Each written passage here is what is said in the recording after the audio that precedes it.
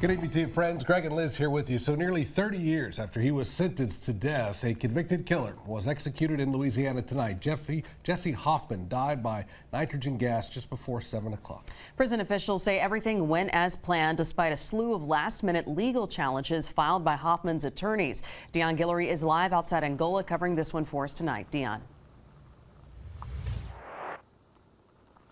Yeah, Elizabeth, Jesse Hoffman declined a final meal. He also declined giving a final statement. We're told he died 19 minutes after the process began with his spiritual advisor by his side. The victim's family, they were not here for his execution.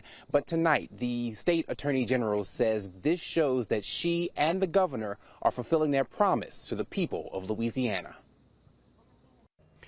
Jesse Hoffman is no longer breathing. The convicted murderer put to death tonight in Louisiana's first execution in 15 years, the first one in the state using the method of nitrogen hypoxia. Mr. Hoffman was pronounced deceased by the West Feliciana Parish coroner's office at approximately 6:50 p.m. Hoffman was convicted in the rape and murder of Mary Molly Elliott. His lawyers tried every avenue hoping to save his life. Just minutes before his planned death, the U.S. Supreme Court denied his stay. 6:21, the gas was turned on, the nitrogen was turned on. Around 6:23, he did have some convulsive activity, and I was told he may have had even some fine motor stuff after that I personally didn't see from my angle. Nothing that I would say is consistent with pain, nothing that I would say is inconsistent with death. This video provided by the AG's office shows us what the death row area of Angola looks like. 2 red phones are on the wall. We are told one is for a call from the governor, the other the Supreme Court. Neither one rang. Also, a sign warning about the nitrogen hypoxia system. Chairs line a wall for witnesses. Journalists Gina Swanson and John Zimmerman watched the execution play out.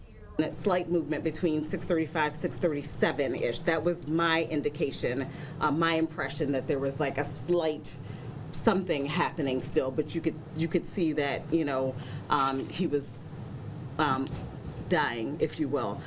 He was underneath a gray plush blanket that was very large. You couldn't see any of the straps on him, so it concealed quite a bit in terms of what his body was doing, but you could see him breathing and some of the sort of deeper breaths he was taking and the shallower breaths too. The media witnesses agreeing the execution went according to plan. Tonight, justice was served for Molly Elliott and for the state of Louisiana. Tonight, a saga nearly 30 years in the making finally has its ending. Now, we're told Jesse Hoffman's body will now be turned over to his family. Attorney General Liz Murrow says she expects her office to start going through the 55 current death row cases that are there so we can see which is going to be the next case that we see that is the next execution for Louisiana. Live at Angola, Dion Guillory, WAFB 9 News.